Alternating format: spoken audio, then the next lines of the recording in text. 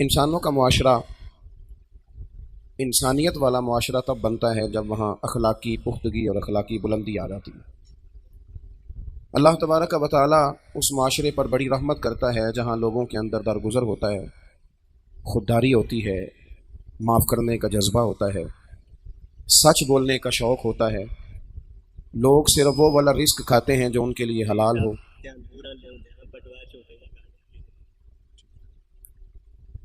تو یہ اخلاقی بلندی جس سوسائٹی میں آ جاتی ہے وہاں خود بخود سکون پیدا ہو جاتا ہے۔ ہمارا مزاج اس طرح کا ہوتا ہے کہ ہم چاہتے ہیں کہ دیکھو میں دودھ لینے گیا تھا خالص نہیں ملا، گھی لینے گیا تھا خالص نہیں ملا، میں بازار سے مسالہ جات لینے گیا تھا خالص نہیں ملا۔ یہ ہمارا مسئلہ نہیں۔ ہمارا مسئلہ اس دن حل ہوگا جس دن جو کام میں کرتا ہوں وہ میں صحیح کر کے کرنا شروع کر دوں گا۔ آپ یہ ڈیمانڈ چھوڑ دیں کہ سارے لوگ فلاں فلاں فلاں فلاں فلاں ٹھیک ہو جائے، آپ جو ایک کام کرتے ہیں وہ صحیح کر کے کرنا شروع کر دیں، اپنے کام پر توجہ دینی شروع کر دیں۔ آپ اگر کچھ اور نہیں بیچتے، صرف دودھ بیچتے ہیں، آپ دودھ خالص دینا شروع کر دیں، امید ہے گھی والا بھی خالص دینا شروع کر ہی دے گا۔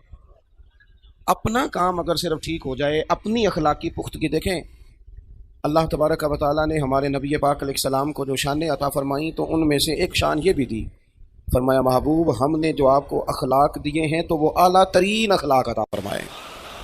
وَإِنَّكَ لَعَلَىٰ خُلُقٍ عَظِيمٍ، اے محبوب علیہ السلام ہم نے آپ کو خلق عظیم کا مالک بنایا۔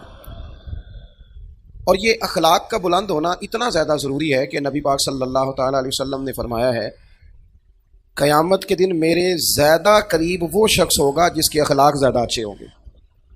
جو اخلاقاً مضبوط آدمی ہوگا وہ قیامت میں میرے، اللہ کرے آپ موبائلوں پہ توجہ کم دیں اور میرے اوپر زیادہ دیں، آمین تو کہہ دیں، دعا مانگی ہے میں نے، اللہ کرے کبھی کبھی موبائل جیب میں بھی جائے، آمین تو کہہ دیں، اللہ تعالیٰ سکون عطا کرے، اس سے کبھی تھوڑا سا نا ادھر ادھر بھی آپ ہوا کریں، کچھ نہیں فرق پڑتا۔ آپ توجہ کریں کہ عرض کرنا چاہتا ہوں، اخلاق اتنی اعلیٰ چیز کا نام ہے کہ فرمایا میرا قرب ملے گا جس کا اخلاق اچھا ہوگا۔ ہمارے ہاں لوگ سمجھتے ہیں کہ اخلاق صرف میٹھا بولنے کا نام ہے، یہ بھی اخلاق کا ایک جز ہے، آپ کا لہجہ، آپ کا انداز نرم ہو، بڑی علامت ہے، لیکن صرف میٹھا بولنے کا نام اخلاق نہیں۔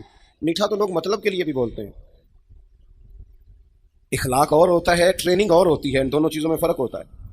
جہاز کا جو عملہ ہوتا ہے نا وہ ٹریننگ یافتہ ہوتا ہے، ان کی تربیت ہوتی ہے کہ تمہارے پاس پیسنجر 14,000 والا بھی ہو نا، وہ جو آدمی جہاز پہ ڈیوٹی کر رہا ہے ہو سکتا ہے اس کی تنخواہ 2 لاکھ سے زیادہ ہو، اور مسافر جو چڑھا ہے وہ 14,000 کی ٹکٹ لے کے بیٹھا ہے کسی ڈومیسٹک فلائٹ پہ، تو اس کو حکم ہے کہ تو چاہے اس سے زیادہ پڑھا لکھا ہے اور زیادہ مالدار ہے پر تو نے بولنا اخلاق کے ساتھ ہے، جی جی کرنا ہے۔ وہ دکاندار جو اچھا سیل مین ہوتا ہے وہ کبھی تلخ نہیں بولتا، کبھی نہیں۔ آپ کپڑا لینے چلے جائیں تو وہ جا کے آپ نے اس سے کہا کہ جناب کپڑا دکھائیں، 2 4 5 نہیں وہ 10 تھان کھول دیتا ہے۔ آپ نے کہا نہیں نہیں وہ یہ نہیں، میں تیرے پاس ہے ہی نہیں جو مجھے چاہیے، تو کہتا نہیں میں نے کچھ پیچھے بھی رکھے ہوئے ہیں، ادھر سے بھی وہ نکال کے لاتا ہے۔ پھر بھی آپ نے اس کے ساتھ سخت بات ہی کی کہ تجھے کہا تھا نا کہ تیرے پاس وہ نہیں ہے جو مجھے چاہیے، تو پھر بھی وہ ناراض نہیں کرتا، وہ کہتا ہے میں نے نا کچھ دنوں میں مال اور لانا ہے، آئیے گا میں آپ کا مطلوبہ بھی آپ کو دے دوں گا۔ لیکن جب آپ دکان کی سیڑھیاں اتر جاتے ہیں نا تو پھر وہ اصل بات کرتا ہے، پھر وہ کہتا ہے کہ سوٹ انہیں ایک لینا ہے، نخرو تک کوئی دے کنے نے۔ اب جو اس نے بات کی وہ امام باقر رضی اللہ تعالیٰ عنہ سے کسی نے کہا کہ یہ بندہ جب اس نے عہدہ لینا تھا نا، جب اس نے ایم پی اے بننا تھا، مثال دے رہا ہوں، جب ایم این اے بننا تھا تب تو یہ کچھ اور تھا، اب یہ بدل گیا ہے۔ تو امام صاحب فرمانے لگے نہیں، یہ عہدہ لینے کے لیے بدلا ہوا تھا، بعد میں اپنی اصل جگہ پہ آ گیا ہے۔ اس وقت بدلا تھا جب اس کو چاہیے تھی، تمہاری ضرورت تھی، کوئی ضرورت نہیں ہے، پسینے والا آدمی نہیں اچھا لگتا ہے ایم پی اے صاحب، لیکن اب مجبوری ہے نا اس کی۔ وہ رات کو جب تنہائی میں اپنے ووٹروں کے ساتھ، خاص لوگوں کے ساتھ بیٹھتے ہیں تو وہ تبصرے کرتے ہیں، کہتے تک کوئی یار کیڈا مشکل کام نہیں، ریڈی والے دے بھی تردے کرنے پہلے، یہ مخلص نہیں ہوتے الا ماشاء اللہ، مخلص ہو تو انداز اور ہو۔ میری بات کی سمجھ آ رہی ہے آپ حضرات؟ اخلاق اس بات کا نام ہے ہی نہیں کہ آپ صرف میٹھا بولتے ہیں۔ سنو میرے جوانوں، یاد رکھنا، اخلاق صرف میٹھا بولنے کا نام نہیں، اخلاق سچ بولنے کا نام ہے۔ آپ سچ بولیں، آپ صحیح بات کریں۔ میرے نبی پاک صلی اللہ تعالیٰ علیہ وسلم سے پوچھا گیا کہ مومن بزدل ہوتا ہے؟ فرمایا ہو جاتا ہے کبھی۔ یا رسول اللہ مومن کنجوس بھی ہوتا ہے؟ فرمایا کبھی یہ غلطی پیدا ہو جاتی۔ یا رسول اللہ مومن جھوٹ بھی بولتا ہے؟ اللہ کے رسول نے فرمایا نہیں، میرا کلمہ پڑھنے والا جھوٹ نہیں بولا کرتا۔ یہ اخلاق ہے کہ آپ سچ کتنا بولتے ہیں۔ ہم نے تو اخلاقی طور پر اتنا اپنے آپ کو کمزور کر لیا کہ رشتوں کی بنیاد جھوٹ پہ، کیوں اتنی تعریفیں کی آپ نے اپنے بیٹے کی؟ رشتہ کرتے وقت کیوں اتنی تعریفیں کی؟ اتنا آپ نے اونچا کر دیا، اور بعد میں تعریفیں کرنے والا والد کیا کہہ رہا ہے؟ تعریفیں کرنے والی اماں کیا کہہ رہی ہے؟ جی میں تو آپ بڑا سمجھانی ہے، میری بھی نہیں سنتا۔ تو رشتہ کرتے وقت تو آپ کہہ رہے تھے کہ یہ ولی ہے وقت کا، اب آپ کیا کہہ رہے ہیں؟ جھوٹ کی بنیاد پر رشتہ قائم ہوتا ہے۔ بچی والے بھی اسی طرح کا جھوٹ سچ بولتے ہیں۔ پھر جھوٹ بولنے والے تو اپنے اپنے کمروں میں ہیں، لیکن ان کے لیے جو آپ نے جھوٹ کی بنیاد باندھی تھی وہ ساری زندگی اذیت بن گئی، اس نے پریشان کر دیا، توڑ کے رکھ دیا، چند راتیں بھی سکون کی نہ گزر سکیں۔ اخلاق یہ ہے کہ آپ سچ بولیں، اخلاق یہ ہے کہ آپ کی زبان کبھی بھی کسی کو مس گائیڈ نہ کرے، آپ کا لہجہ کبھی بھی اس طرح کا نہ ہو جس سے نفاق چھلکے۔ آپ جو کہہ رہے ہیں آپ اس کے مطابق خود اپنے آپ کو ڈھالیں، آپ کے لہجوں میں آپ صحیح بات کریں۔ ہمارے یہاں بڑے بڑے باغ خواب دکھائے جاتے ہیں، بڑا بڑا کچھ کہا جاتا ہے۔ میں سیرت کا ایک حوالہ دیکھ رہا تھا، نبی پاک صلی اللہ تعالی علیہ وسلم سے نا طائف کے ایک سردار نے کہا بڑے بڑے سبز باغ نہ دکھائیں گے۔ میں اکثر پیران عظام کی خدمت میں بھی ادب سے گزارش کرتا رہتا ہوں کہ مریدوں کو دین بتاؤ، کرامتیں نہ سناؤ، ورنہ خود الجھ جاؤ گے بڑے، پھر وہ کرامت پہ کرامت مانگیں گے۔ میں نا یہاں سے کراچی جا رہا تھا تو لاہور ایئرپورٹ پہ ہی مجھے کچھ تکلیف ہے، زیادہ گرمی برداشت نہیں کر پاتا، میرا وجود مجھے الرجی ہے، تو وہ مجھے کہنے لگے کہ حضرت یہاں گرمی بڑی شدید ہے، تو آپ تشریف تو لا رہے ہیں اور آپ کی طبیعت، تو میں نے کہا اللہ سے دعا کرتے ہیں نا اللہ بارش عطا کرے، ٹھنڈ ہو جائے۔ تو ہمارا جہاز لینڈ کیا ہی تھا کہ وہاں بارش ہو رہی تھی، تو وہ نا ٹیلی فون پہ ایک دو کو بتانے لگے کہ حضرت صاحب نے دعا کیا تو آتے ہی بارش ہو گئی۔ میں کیا ہور نہ کسی نے دسی، یہ مسئلہ خراب نہ کر دینا، ایسا نہ ہو کہ یہ تو اللہ کی حکمت کا تقاضا تھا، ہو گئی اس کی حکمت تھی، دعائیں قبول کرتا ہے، میرے جیسے گناہگاروں کی بھی کرتا ہے، اس کی رحمت پہ امید ہے، جب مانگے وہ دیتا ہے اپنے فضل سے۔ لیکن آپ اس پر قائم ہو جائیں کہ یہ جو کہہ دیتے ہیں ہو جاتا ہے، یہ معاملات ٹھیک نہیں ہوتے، اس سے دشواری بڑھتی ہے۔ سبز باغ دکھائے جاتے ہیں کہانیاں، اور ہمارے لیڈر اللہ خیر کرے وہ تو پتہ نہیں کیا کہتے ہیں، پتہ نہیں کیا۔ میں دوستوں سے کہتا ہوں ہمیں تو پتہ نہیں انہوں نے کس چکر میں ڈالا ہوا ہے، جو کل تک مہنگائی کے خلاف جلوس نکالتے تھے وہ اب مہنگائی کے حق میں دلیلیں دینے لگ گئے، کہتے ہیں یہ مجبوری ہے۔ اور وہ جو کہہ رہے تھے پچھلی دفعہ کہ ہم آتے ساری فلانا فلانا کام کر دیں گے، وہ کہتے ہیں نہیں ہمیں دوبارہ لاؤ پھر کریں گے، اور نہ اس طرح کریں۔ آپ قوم کو سیدھی بات بتائیں کہ خزانے میں کیا ہے، کتنا وقت لگے گا، کس طرح کر کے چیزیں۔ میں لوگوں کے اندر تلخی بڑھ گئی ہے، میں دیکھتا ہوں کہ اب تو اس طرح لگتا ہے کہ جیسے کپڑے پھاڑیں گے ایک دوسرے، یوں محسوس ہوگا جیسے ماحول میں شدت بڑھا دی ہے۔ سبز باغ نہ دکھاؤ، سچ بولو، یہ اعلی اخلاق کی علامت ہے، سچ بولو۔ دیکھو طائف کے ایک سردار نے میرے نبی پاک علیہ السلام سے کہا اگر آپ کو حکومت مل گئی تو کیا ہم بھی اس میں حصے دار ہوں گے، ہمیں بھی عہدے ملیں گے؟ اب میرے رسول پاک صلی اللہ علیہ وسلم کی شان یہ ہے کہ حضور حکومت ملنے کی خبریں پہلے سنا رہے ہیں۔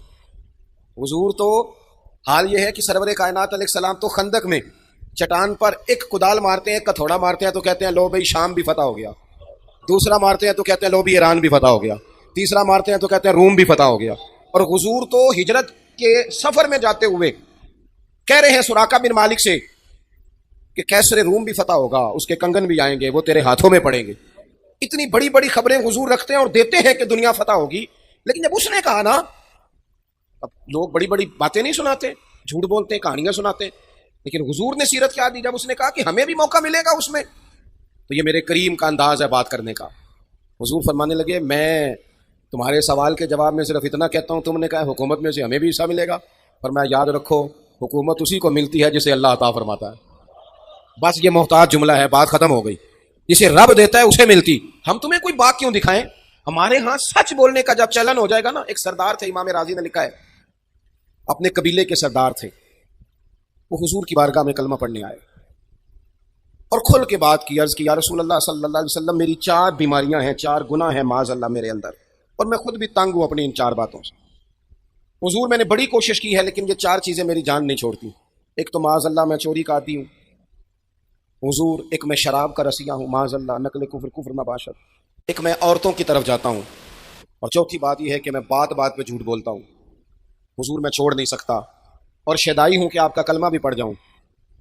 تو میرے کریم فرمانے لگے دیکھو یہ میرے محبوب کا انداز ہے، تیری صورت تیری سیرت زمانے سے نرالی ہے، اور تیری ہر ایک ادا پیارے ادائے بے مثالی ہے۔ کیا خوبصورت انداز ہے بات کرنے کا، ککھ سواد نہیں مشری اندر، اساں کھنڈا بھی چکھ ڈٹھیاں، اینا ساریاں شیواں نالوں تے گلاں سجن دیاں مٹھیاں۔ کیا انداز ہے حضور نے نا۔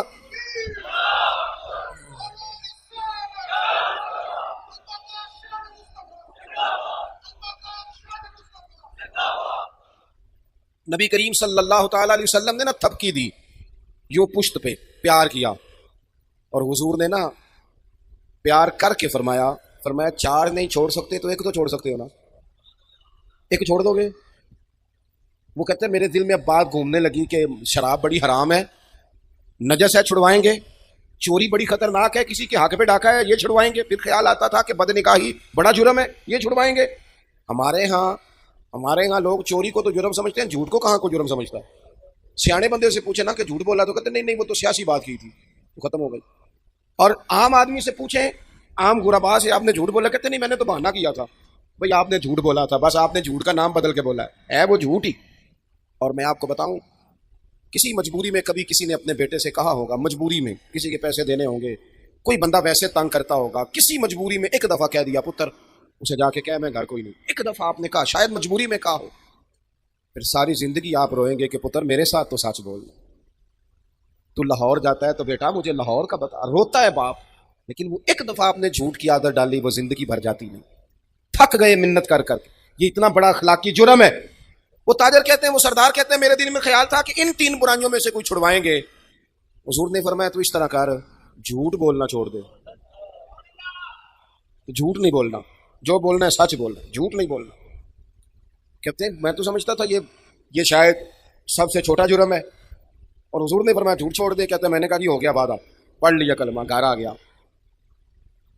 شراب کے قریب گیا تو دل میں خیال آیا اگر شراب پی کے مسجد میں جاؤں گا اور کسی صحابی نے بو سونگ کے کہا کہ شراب پی ہے، جھوٹ تو بولنا نہیں، اور سچ بولوں گا تو شرمندہ کتنا ہوں گا کہ یہ حالت لے کے حضور کی بارگاہ میں آیا۔ کہتے ہیں اٹھائی بوتل دیوار سے دے ماری، پھر کسی کا مال رات کو نظر پہ آ گیا۔ ابھی مجھے صاحب بتا رہے تھے کہ ابھی آتے آتے بھی کسی کا بٹوا چوری ہو گیا۔ دیکھو کتنی کو دیر کھائے گا کو بندہ، اگر کسی نے کسی کا موبائل لے لیا، پیسے لے لیے، کتنی وہ ملا رومی کہتے ہیں کہ چور تھا تو اس کا بیٹا کہنے لگا کئی دنوں سے فاقہ ہے ابا جی تو چوری کرنی ہے۔ اس نے کہا وہ جو سامنے گھر ہے نا یہاں دیا جل رہا، وہاں سے چوری کر لا۔ کہنے لگا ابا جی اتنے مالدار تو نہیں ہے۔ کہنے لگا پتر کچھ نہ کچھ مل ہی جاتا ہے، میں نے کئی دفعہ چوری کی ہے۔ اس کا بیٹا کہنے لگا ابا تو نے وہاں کئی دفعہ چوری کی ہے، تیرے گھر دیا نہیں جلا لیکن وہاں تو آج بھی جل رہا ہے۔ کبھی ناجائز پیسوں سے بھی دیے جلے ہیں، کبھی چوری کے پیسوں سے بھی دیے جلے، ایسا بھی کبھی ہوا؟ کبھی نہیں ہوتا۔ یہ نہیں ہو سکتا کہ آپ کسی کے بچوں کا حق مار کے اپنے گھر لے آئیں اور پھر آپ کا بچہ بڑی تعلیم حاصل کر جائے، اخلاقی بلندی لے جائے۔ یہ کیسے ہو سکتا ہے کسی کے بچے بے سکون ہوں اور آپ اپنے گھر میں سکون سے سو جائیں؟ آپ جائز پیسے لائیں تاکہ گھر میں پیسے بھی آئیں اور سکون کی نیند بھی آئے، تاکہ وہ مال آئے جو ذہن کو کھولے، کند ذہن نہ بنائے۔ کہتے ہیں کہ میں چوری کے قریب جانے لگا تو خیال آیا اگر صبح لوگوں نے پوچھا چوری کی تو نہیں، تو جھوٹ تو بولنا نہیں نا، اور سچ بولوں گا تو بنے گا کیا؟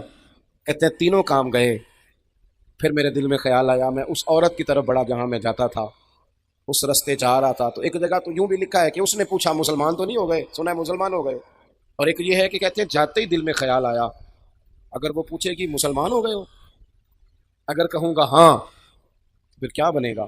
مسلمان ہو کے یہ کام کرتا ہوں، اور اگر کہوں گا نہ تو جھوٹ تو بولنا ہی نہیں نا۔ حضور نے منع کیا ہے، فرماتے ہیں میرے باقی تینوں بھی چھوٹ گئے۔ میں آ کے مسجد شریف میں بیٹھا اور حضور کا چہرہ دیکھ کے درود پڑھنے لگا، اور میرے دل سے بار بار آواز آتی تھی کریم تیرے کرم کے صدقے جاؤں، ایک جھوٹ چھڑوایا ہے میرے سارے گناہ چھوٹ گئے ہیں، سارے چھوٹ گئے اپنی زندگی کے اندر۔ سنیں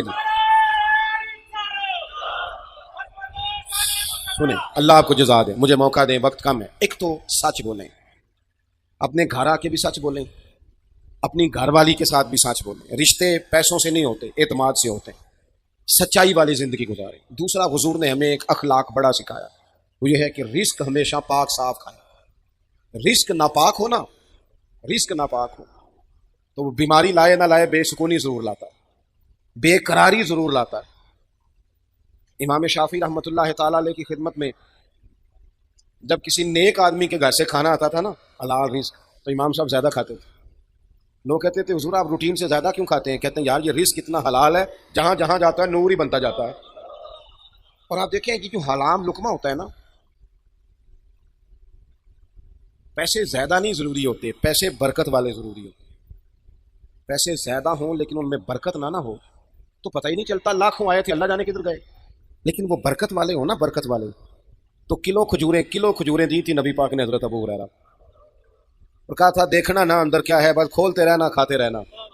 فرماتے ہیں حضور کا زمانہ ظاہری بھی ساری کھائی، حضرت ابو بکر کے دور میں بھی ساری کھائی، حضرت عمر کا زمانہ 10-11 سال کا نکالتا رہا اور کھاتا رہا. اب تنگی یہ داماں پہ نہ جا اور بھی کچھ مانگ، کھاتا رہا. وہ تو حضرت عثمان غنی کے زمانے میں وہ برتن گم ہو گیا، ورنہ رزق تھوڑا ہو برکت والا ہو. وہ دور اچھا تھا یار.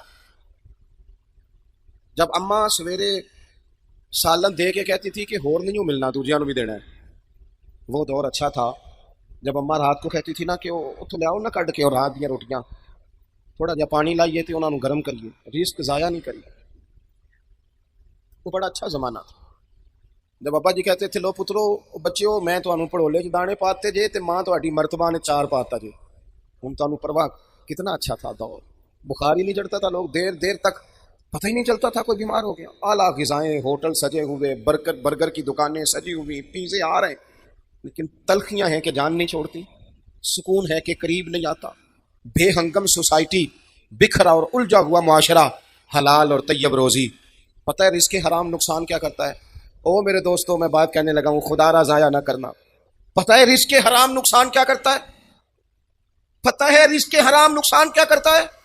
رزق حرام بندے اور رب کا رشتہ کمزور کرتا ہے، اللہ سے رشتہ کمزور. وہ مالک جو گناہگاروں کی بھی قبول کرتا ہے، خطا کاروں کی بھی قبول کرتا ہے. اللہ کے رسول صلی اللہ علیہ وسلم نے ایک شخص کو دیکھا وہ دعا مانگ رہا، تو فرمایا یہ دیر تک بھی دعا مانگتا رہا تو اس کی قبول نہیں ہوگی. حضور رب تو کریم ہے، وہ تو کرم کرتا ہے. فرمایا نہیں قبول ہوگی. وجہ؟ فرمایا جو اس نے کپڑے پہنے ہیں وہ حرام پیسوں کے، جو اس نے کھایا ہے وہ حرام پیسوں کا ہے، جو اس نے پیا ہے وہ حرام پیسوں کا ہے.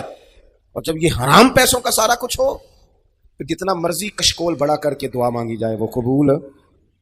اس سے بڑا بھی کوئی نقصان ہوگا کہ اللہ سے رشتہ کمزور ہو جائے. دعائیں جو مومن کا ہتھیار ہے اسی سے بندہ محروم ہو جائے. لقمہ حلال طیب. ہمارے ہاں ترتیب بدل گئی ہے. ہم رزق کے معاملے میں او بھائی اگر گوشت مردار جانور کا ہو کھا لیں تو الٹی آ جاتی ہے نا جی. وہ کسی نے کان میں کہا کہ مردار ہے، تو اگر 5 لاکھ حرام ہو تو پھر بھی الٹی آنی چاہیے. اگر 20 لاکھ حرام کا ہو تو وہ ہمارے ایک دوست کہا کرتے تھے کہ عجیب کرائیٹیریا ہم نے بنایا ہے، عجیب ہم نے میرٹ بنایا ہے. ایک شخص نے ایک مہنگا جوتا کہیں گرا ہوا دیکھا، 1 پاؤں ملا اسے، مہنگا جوتا تھا، تو وہ اس نے شور کیا یہ کس کا ہے، یہ کس کا ہے، یہ کس کا ہے. تھوڑا سا وہ ڈھونڈ رہا ہے یہ مالک کون ہے اس کا، ڈھونڈ رہا ہے. تھوڑا سا آگے گیا تو اسے جوتے کا دوسرا پیر مل گیا، پھر اس نے مالک ڈھونڈنا بند کر دیا. اس طرح کا تقویٰ نہ اختیار کریں. آپ دیانت کے ساتھ اپنی زندگی گزاریں. تیسری اور آخری بات جو آپ سے بڑی گزارش کرنی ہے آپ کی خدمت میں، پھر بات کو سمیٹنا ہے. ایک تو سچ بولیں، رزق حلال کھائیں، اور دوسرا دوسروں پر زیادہ توجہ نہ دیں، اپنے اوپر زیادہ توجہ دیں. ہمارے صاحب رحمۃ اللہ علیہ فرمایا کرتے تھے کہ جب تقریریں کرنے لگ جاتا ہے نا بندہ، واعظ و نصیحت کرنے لگ جاتا ہے، لکھنے لگ جاتا ہے، تو اسے کئی دفعہ نا محسوس ہوتا ہے کہ میں کوئی ایک آدمی ہوں. مسند امام احمد بن حنبل میں روایت موجود ہے، ایک شخص نے کہا تھا حضرت عمر سے کہ میں تقریر کیا کروں، فرمایا نہیں تو رہنے دے. کہا جناب میں نے کتاب و سنت کو پڑھا ہے. تو آپ فرمانے لگے تقریر کرتے وقت کئی دفعہ بندے کو احساس ہوتا ہے کہ میں نیک ہوں. تو یہ بھی تو ایک مسئلہ ہے نا. ہم نے نا زیادہ توجہ دوسروں پر دینی شروع کر دی. جب انسان کی توجہ اپنے آپ سے ہٹ جاتی ہے نا، کوئی بھی چیز ہے جب تک آپ اس پر توجہ دیتے رہتے ہیں وہ چیز ٹھیک رہتی ہے. ہماری توجہ دوسروں پر زیادہ ہو گئی ہے، فلانا کیا کر رہا ہے، فلانا کہاں پہنچ گیا ہے، فلانا کدھر چلا گیا ہے. ہماری توجہ جب تک اپنے اوپر تھی تھوڑی سی، ماحول اور تھا، ہمیں سب کا پتہ ہوتا ہے فلانا کیا کر رہا ہے، پیسے کہاں سے کما رہا ہے. کچھ تھوڑی توجہ اپنے اوپر کریں، اپنے آپ سے پوچھیں کہ وہ بھی تو دور تھا نا جب تو پکا نمازی تھا. اپنے آپ سے پوچھیں کہ ایک ٹائم وہ بھی تیرے اوپر گزرا ہے جب تیرا دل بڑا نرم تھا لوگوں کے لیے. سوال کریں اپنے آپ سے کہ وہ دن کدھر گئے جب میرا تہجد پڑھنے کو دل کرتا. رمضان شریف کے دن فضیلت والے ہیں، لیکن احکام جو رمضان میں ہیں وہ رمضان کے بعد بھی ہیں. میری بات کی سمجھ آ رہی ہے؟ رمضان میں ثواب زیادہ ہے، لیکن نماز رمضان میں بھی فرض ہے. رمضان کے میں نے عید کے بعد کہا تھا دوستوں سے، عید سے پہلے بھی کہا تھا، اور راشن ونڈن والے اور لوگوں عیدوں بعد بھی بھوک لگ دیجیے. غریب کو نا بعد میں بھی ضرورت ہوتی ہے. عید گئی ہے، رمضان گیا ہے، عید گزری ہے تو شادیوں کا سیزن آیا ہے. مسلمان نیکی کریں. جب بیٹی کی شادی کا پیغام آئے تو سستا کر دیں سامان، تھوڑا ریلیف دیں بچی کے باپ کو، تھوڑی آسانی دیں. اپنے اعمال پر توجہ کریں، ساری کی ساری توجہ سامنے والے پر. لوگ تلخ بھی آئیں گے آپ کے پاس، سارے لوگ ٹھیک نہیں آئیں گے، پر آپ نے بندہ دیکھ کے نیکی کرنی ہے کہ رب رسول کو دیکھ کے کرنی ہے. اپنے اوپر تھوڑی توجہ، ہماری توجہ زیادہ دوسروں کی جانب ہو گئی ہے، دوسروں کی جانب. اس کا نقصان ہمیں یہ ہوا ہے کہ ہماری اپنی تربیت میں کمی آئی ہے، اپنی روحانی ترقی رک گئی ہے. بس بات ختم کرنے لگا ہوں. حضرت موسیٰ کلیم علیہ السلام سے ایک دفعہ فرمایا گیا تھا کہ آپ کی بستی میں جو سب سے نیک آدمی ہے نا، اسے ڈھونڈ کے لائیں. اب جسے حضرت موسیٰ نیک کہیں گے وہ کتنا کو نیک ہوگا؟ حضرت موسیٰ کلیم اللہ علیہ السلام. عرض کی مالک یہ میں بندہ ڈھونڈ کے لایا ہوں، یہ سب سے نیک ہے. اب حکم ہوا اس بندے سے کہیں کہ یہ بستی میں سے سب سے گناہگار آدمی ڈھونڈ کے لائے. مجھے بتائیں اگر یہ ڈیوٹی میری لگتی گناہگار بندے ڈھونڈنے کی یا آپ کی لگتی، تو یا میں نے خود نیک بچنا تھا یا جو میرے پیچھے ہاتھ باندھ کے چلتا ہے اس نے نیک بچنا تھا. باقی تو اللہ خیر کرے اور نیک ہے ہی کوئی نہیں. حضرت موسیٰ نے اس نیک آدمی سے کہا کہ اب آپ گناہگار کو ڈھونڈ کے لائیں، تو اس نے ہاتھ باندھ دیے. کہا حضور مشکل کام ہے. کہا آپ نے ہی ڈھونڈنا ہے. اللہ کے پیغمبر کا حکم ملا. اس شخص نے کہا مجھے 3 دنوں کی مہلت دیں. 3 دن کی مہلت دی. میں چوتھے دن مقررہ وقت پر فلاں جگہ حاضر ہو جاؤں گا. 3 دنوں کے بعد گناہگار کو ڈھونڈ کے لانا تھا. کسے ڈھونڈ کے لائے؟ اپنے ہی گلے میں رسی باندھی اور حضرت موسیٰ کے ہاتھ میں تھما کے عرض کی حضور کچھ لوگوں کی غلطیاں نظر آئی تھیں، پر ان کا مجھے صرف شک تھا کہ یہ اس میں غلطی ہے. وہ شک تھا، لیکن جو میری غلطیاں ہیں وہ تو پکی ہیں نا، وہ تو مجھے یقین ہے نا یہ مجھ سے ہوا ہے. لہذا اس بستی کا سب سے گناہگار میں ہی ہوں. رب کی طرف سے پیغام آیا، میرے کلیم اسے فرما دیں کہ تیرا جو اللہ کی بارگاہ میں مقام ہے وہ اسی عاجزی کی برکت سے ہی تو ہے. یہی تو وجہ ہے جو تجھے مقام ملا. کچھ توجہ نا اپنے اوپر بھی کریں. روز اپنا جائزہ لیں، روزانہ. آج کو 10 منٹ مجھے ملے ہیں کہ میں نے کوئی تلاوت کی ہو، کوئی 20 منٹ ملے ہیں مجھے کہ میں نے اللہ سے دعائیں مانگی ہوں، کوئی مجھے آج موقع ملا ہے کہ میں کچھ چند 100 بار درود شریف پڑھ سکا. کچھ اپنے معاملات کو کھنگالیں. سارا کچھ کر رہے ہیں پر کچھ بچوں کے لیے ہے، کچھ یاروں کے لیے ہے، کچھ دنیا کے لیے ہے، کچھ دنیا کو دکھانے کے لیے ہے، اور سب سے زیادہ دولت کمانے کے لیے. اپنی روحانی ترقی میں ہم کمزور ہو گئے. اس پر غور کریں گے تو بالیدگی نصیب ہوگی، تعمیر ہونا شروع ہو جائیں گے ہم. نبی پاک صلی اللہ علیہ وسلم دنیا میں لوگوں کو عزتیں دینے کے لیے تشریف لائے. قرآن مجید نے کہا کہ اے محبوب اپنے غلاموں سے یہ فرما دو کہ کل ان کنتم تحبون اللہ، ان سے فرماؤ اگر یہ اللہ سے محبت کرنا چاہتے ہیں فاتبعونی، تو آپ کی پیروی کریں. پتہ ہے شان کیا ملے گی؟ یحببکم اللہ، اللہ ان سے محبت فرمائے گا.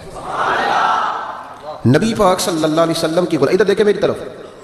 ہم نے تقریروں کو نا، اب تقریریں کیونکہ رہ بھی ماشاء اللہ سبحان اللہ کے لیے گئی ہیں. کئی میری طرح کے لوگ کہتے ہیں مجھے مزہ نہیں آیا اونچا سبحان اللہ کہو، تو میں کہتا ہوں خدا کے بندے تیرے مزے کے لیے سبحان اللہ کہا تو ثواب ہی کوئی نہیں ہونا، کیونکہ اللہ کا ذکر جب تک اللہ کی رضا کے لیے نہ کیا جائے اس وقت تک اجر ہی نہیں ہوتا.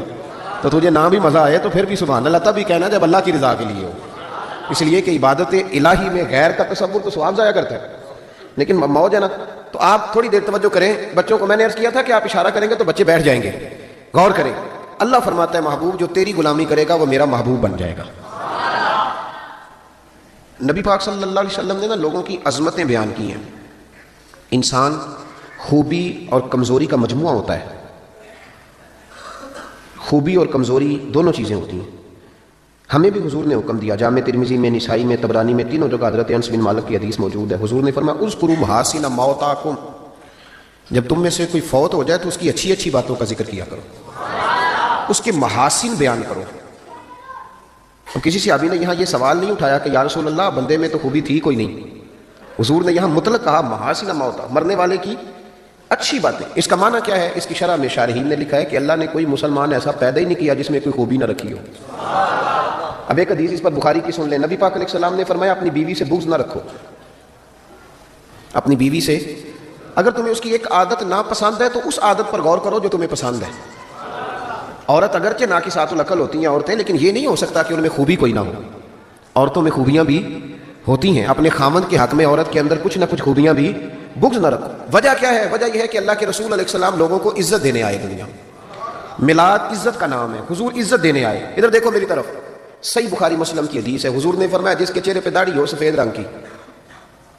بزرگ ناراض تو نہیں ہو جائیں گے داڑھی کی بات چھیڑنے سے؟ چلو ہو جائے جو پھر کی ہے، گل تو صحیح ہے نا. حضور نے فرمایا جس نے سفید داڑھی والے آدمی کی عزت کی، یہ بخاری مسلم ہے، فرمایا جس نے سفید داڑھی والے بزرگ کی عزت کی وہ سمجھے میں نے اپنے رب کی عزت کی ہے۔ اتنے بڑے لفظ بیان کر دیے۔ اور ترمذی شریف کے لفظ یوں ہیں، محبوب پاک علیہ الصلوۃ والسلام نے فرمایا جب سفید داڑھی والا بندہ قبر میں جاتا ہے، اللہ کرے نا ہمیں داڑھی کی توفیق بھی ملے، ہم نے تو قسم اٹھا لیا، کہتے ہیں جب تک نیک نہیں ہونا تب تک داڑھی نہیں رکھنی، تو میں کہتا ہوں تو یہ والی قسم اٹھانا جب تک نیک نہیں ہونا روٹی نہیں کھانی۔ تو نے داڑھی پہ قسم کھا لیا بھائی، حالانکہ بندہ داڑھی رکھ کے نیک ہو جاتا ہے، داڑھی رکھتا ہے تو نیکیاں بہت سارے گناہوں سے بچتا ہے، اس کی داڑھی اسے بچاتی ہے۔ تو حضور عزت دینے آئے نبی پاک علیہ السلام، عام مومن کی بات ہو رہی ہے، اس میں کوئی حد نہیں، مفتی ہو، پیر ہو، صوفی ہو، درویش ہو، عالم فاضل ہو، حافظ قاری، عام مومن۔ فرمایا سفید داڑھی والا مومن جب قبر میں جاتا ہے تو رب کریم فرشتوں سے فرماتا ہے اسے عذاب نہ دینا، میرے محبوب کی سنت وہ بھی سفید لے کے آیا، مجھے حیات دیا، اسے عذاب دینا۔ انسانوں میں کمیاں بھی ہوتی ہیں، خوبیاں بھی ہوتی ہیں، لیکن آپ ادھر دیکھیں نبی پاک صلی اللہ علیہ وسلم نے کبھی کسی کی کمزوری کا ذکر نہیں فرمایا۔ ابو جہل شراب پیتا تھا، سارے زمانے کو پتہ ہے۔ قبیلہ بنو آراش کا ایک شخص اس زمانے میں نبی پاک کے پاس اس کی شکایت لے کے آیا جب اسلام پر غربت تھی۔ اس زمانے میں ابو جہل اس کا مال دبا گیا اور حضور نے لے کے دیا، وہ ایک تفصیل ہے چونکہ موضوع نہیں ادھر نہیں جاتا، لیکن نبی پاک علیہ السلام نے کبھی یہ نہیں کہا کہ یہ ڈاکے مارتا ہے، حالانکہ وہ مارتا تھا، وہ غریبوں کا مال لوٹتا تھا، لیکن حضور علیہ السلام نے کبھی یہ بات ارشاد، اس کو ہدایت کی بات کہی، اس کو درس دیا۔ ہمارے ہاں تبلیغ، حضور اس کو تبلیغ کرتے تھے، اس پر تنقید نہیں کرتے تھے، ہم کسی کو تبلیغ نہیں کرتے، اس پر تنقید کرتے۔ حالانکہ ابو جہل حضور کی ذاتی زندگی پر اعتراض کرتا تھا، معاذ اللہ، وہ کہتا تھا جادوگر ہیں، کاہن ہیں، معاذ اللہ تعالیٰ یہ حکمرانی کرنا چاہتے ہیں، یہ سردار پر، یہ ساری باتیں وہ کرتا تھا، لیکن حضور نے کبھی اس کی ذاتی زندگی پر اتر کر کوئی بات، آپ دیکھیں ذرا تلاش کریں، آپ جتنی بھی حدیثیں آپ پڑھتے جائیں گے نا، اس میں آپ کو یہ ملے گا کہ نبی پاک نے کبھی اس کو عزت دی، کبھی اس کو عزت دی، کبھی اس کو عزت دی، لیکن کبھی کسی شخص کی کوتاہی حضور نے بیان، کبھی کسی شخص کے بارے میں یہ رویہ، حضور عزتیں دینے آئے دنیا میں، عزتیں دینے آئے۔ بتائیے حضرت ابوبکر صدیق کو حضور علیہ السلام نے صدیق اکبر کہا، لقب دیا، حضرت عمر بھی تو سچ ہی بولتے تھے نا، جناب عثمان بھی تو سچ ہی بولتے تھے نا، حضرت سیدنا مولا علی بھی بولیے، لیکن ان کے اندر وہ خوبی زیادہ پائی جاتی تھی، تو نبی پاک علیہ السلام نے انہیں صدیق کہا۔ جناب عمر فاروق اگر حق اور باطل کی بات کرتے تھے تو باتیں حضرت ابوبکر بھی سچی کرتے تھے، لیکن حضور نے انہیں فاروق اعظم کہہ کے عزت دی، حضرت عثمان غنی کو پیکر شرم و حیا کہہ کے نبی پاک نے عزت دی، جناب علی کو اسد اللہ کہہ کے حضور نے عزت دی۔ بہت سارے لوگ ایسے ہیں، جب ہم کتابیں دیکھتے ہیں تو کچھ ایسی چیزیں ملتی ہیں، کچھ جگہوں پہ ایسی چیزیں ملتی ہیں جن کا ذکر ہو سکتا تھا، لیکن نبی پاک علیہ السلام نے کبھی ان کا ذکر، بلکہ عجیب روایت لکھی ہے امام یوسف صالحی نے سبل الہدی والرشاد میں، اکرمہ بن ابو جہل کا بیٹا۔ یہاں تو اللہ تعالیٰ خیر فرمائے، دادی کا ظلم نہیں لوگ بھولتے، پردادی کا۔ بیبیاں کہتی ہیں تمہاری دادی جو کرتی تھی کدی تو دسا نا، بھائی وہ تو اب چلی گئی بیچاری، اب تو کوئی فائدہ نہیں بتانے کا، بات ختم ہو گئی، ہم بھولنے کو تیار، بلکہ ہم یہ کرتے ہیں کہ پنچایت میں کبھی کسی چودھری کے پریشر پہ آ کے صلح کر لیتے ہیں، پر معافی نہیں دیتے، کرتے یہ ہیں کہ صلح کر لو، پھر جب کبھی میرے قابو آئے گا تو پھر دیکھ لیں گے اس کا کیا کرنا ہے۔ نبی پاک صلی اللہ علیہ وسلم کے ساتھ جو کچھ ابو جہل نے کیا، حضور نے اس کا ذکر فرمایا، فرمایا فرعون بھی بڑا ظالم تھا، پر یہ جو میرا فرعون ہے یہ اس سے بھی سخت ہے۔ فرعون سے سخت کہا ابو جہل کو، لیکن جب اکرمہ بن ابو جہل نے کہا نا میں کلمہ پڑھنا چاہتا ہوں، ناراض نہ ہونا، ہم عزت نہیں دے پا رہے، جو 99 خوبیاں ہیں لوگوں کی وہ چھپ جاتی ہیں، پر ایک خامی ساری دنیا دیکھتی ہے، یہ ہمارے اندر کی وہ کمزوری ہے جس نے ہمارے علماء اور مشائخ اور بزرگوں تک کو معاشرے کے اندر بدنام کر دیا ہے۔ ہم نے وہ ایک خامی تو دیکھی، پر اس شخص کی ساری زندگی کی خوبیاں چھوڑ دی، تیری نظر ایک خامی پہ گئی ہے، اس کا مطلب ہے تیرا اس مکھی سے تعلق ہے جو صرف گند پہ بیٹھتی ہے، پھول اسے نظر ہی نہیں آتا۔ ہماری ہر محفل میں جب کوتاہیاں ڈسکس ہوں گی تو پھر دنیا میں اچھا کون بچے گا؟ رسول کریم عزت دینے آئے، سنو اور یاد رکھو، اکرمہ بن ابو جہل کے بیٹے کلمہ پڑھنے آ رہے ہیں، میرے کریم رسول حضرت ابوبکر صدیق فرماتے ہیں میں اس دن اتنا رویا کہ میری داڑھی آنسوؤں سے بھر گئی۔ نبی کریم فرمانے لگے بھائی مجھے خبر ملی ہے کہ اکرمہ کلمہ پڑھنے آ رہا ہے، آؤ ذرا سارے بیٹھو میری بات سنو، حضور حکم کریں۔ تو محبوب نے فرمایا کوئی اس کے سامنے اس کے باپ کو گالی نہ دے، کوئی اس کے باپ کو اس کے سامنے برا کہہ کے نہ پکارے، کوئی یہاں ایک اور بات بھی کرنی بڑی ضروری سمجھتا ہوں، جو پکا بے ایمان کافر تھا، بے ایمان، جب حضور نے منع کر دیا کہ اس کے بیٹے کو تکلیف ہوتی ہے، جس کا کفر نص قطعی سے ثابت ہے، ان الذین کفروا سواء علیہم انذرتہم ام لم تنذرہم لا یؤمنون، اس آیت کی تفسیر میں جہاں بھی آپ کھولیں گے پہلا نام ابو جہل کا ملے گا، جس پر نص آ گئی کہ اس کی قسمت میں کفر ہے۔ جب وہاں حضور نے فرمایا باپ کو کافر نہ کہنا، بیٹے کو تکلیف ہوگی، تو بتا جب تو حضرت عبداللہ اور سیدہ آمنہ کے بارے میں بات کرتا ہے تو حضور کے دل کو تکلیف نہیں ہوتی، شرم نہیں آتی، لوگوں کو حیا نہیں آتی، حضور کا دل دکھاتے۔ اور دیکھیں عبداللہ کا معنی اللہ کا بندہ ہے، اللہ اور جو آمنہ نام ہے اس نام کا حسن تو دیکھیں، ہو درود تجھ پہ بھی آمنہ، اللہ اور تیرے لال پر بھی سلام ہو. تو تھوڑا آپ بھی پہچانا کریں. جو تیری اماں کو برا کہے تو سلام نہیں لیتا، اور جو نبی پاک کی اماں کے بارے میں بات کہتا ہے تو کہتا ہے مولوی صاحب رل مل کے رہنا چاہیے. عجیب بات ہے نا تیری. اس بندے سے سلام لے لیں، اس سے گلا ملا لیں جس کے سینے میں نبی پاک کے والدین کے بارے میں بغض چھپا ہوا ہے. اس شخص سے سینہ ملائیں. تھوڑا سا سوچا کریں ہمارا کسی سے جائیداد کا کیا رٹا ہے. تو یاد رکھیں اکرمہ